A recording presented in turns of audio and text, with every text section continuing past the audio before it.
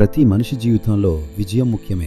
కానీ ఆ విజయాన్ని సమాజానికి తిరిగి అందించే మనసు ఉన్నవారే నిజమైన నాయకులు. అలాంటి గొప్ప మనసున్న వ్యక్తి సాహితీ రాముగారు.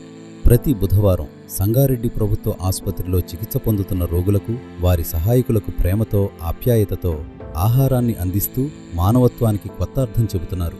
ఆకలితో బాధపడుతున్న వారికి ఒక పూట భోజనం అందించడం మాత్రమే కాదు, వారిలో ధైర్యాన్ని నింపుతూ మీరు ఒంటరిగా లేరు అనే భరోసాను కూడా ఇస్తున్నారు.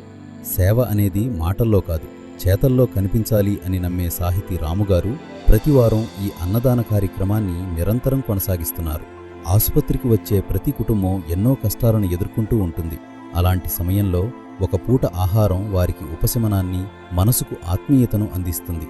మానవ సేవే మాధవ సేవ అనే సూత్రాన్ని ఆచరిస్తూ సమాజ సేవలో ఆదర్శంగా నిలుస్తున్న సాహితీ రాముగారికి మన హృదయపూర్వక అభినందనలు.